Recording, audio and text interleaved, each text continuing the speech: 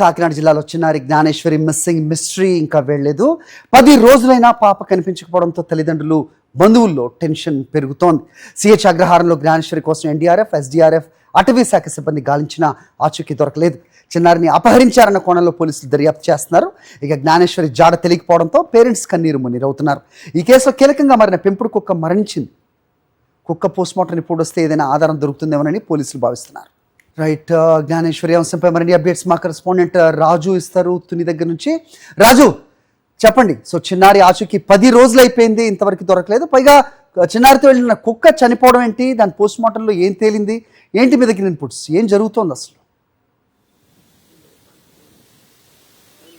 Good morning Hari. చిన్నారి జ్ఞానేశ్వరి అదృశ్యమై ఇవాళకి 10 రోజులు కావస్తుంది. జ్ఞానేశ్వరి మిస్సింగ్ కేసు మిస్టర్ అయితే ఇంతవరకు కూడా వేడలేని పరిస్థితి. దీంతో ఈ కేసుని ఏ విధంగా ఛేదించాలని చెప్పి పోలీసులు తలలు పట్టుకున్న పరిస్థితి అవుతుంది. 10 రోజుల పాటు సిహెచ్ అగ్రహారంతో పాటుగా పక్కన ఉన్నటువంటి దొండవాక ప్రాంతంలో కూడా పోలీసులు ముమ్మరంగా గాలింపు చర్యలు చేపట్టినప్పుడు కూడా ఎలాంటి ఆచూకీ దొరకలేదు. మరోవైపు ఈ కేసులో కీలకంగా ఉన్నటువంటి పెంపుడు కుక్క 2 రోజుల కిందట మృతి చెందడంతో నిన్న కుక్కకి పోస్ట్ మార్టం పూర్తి చేశారు.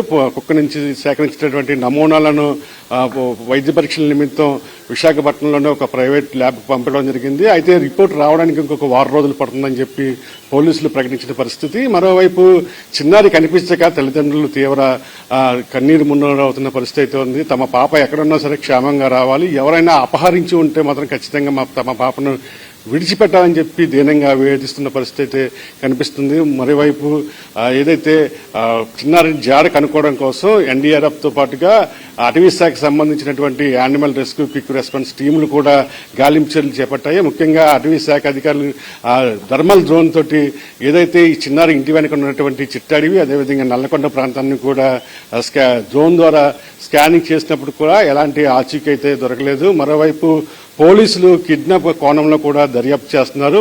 ముఖ్యంగా ఎవరైతే గణేష్ ఉన్నాడో గణేష్తో పాటుగా అతని స్నేహితులు ఎవరైతే ఉన్నారో వారిని విచారిస్తున్నారు ఒక్కొక్కరిని. అయితే కొంతమంది ఫోన్లు సెల్స్ స్విచ్ ఆఫ్ చేయడంతో వారి మీద కూడా ప్రత్యేకంగా దృష్టి సారించిన పరిస్థితి ఉంది. హరి. రైట్ రాజు. మరిన్ని అప్డేట్స్ కోసం ఛానల్ ను సబ్స్క్రైబ్ చేయండి. నోటిఫికేషన్స్ కోసం బెల్ ఐకాన్ పై క్లిక్ చేయండి.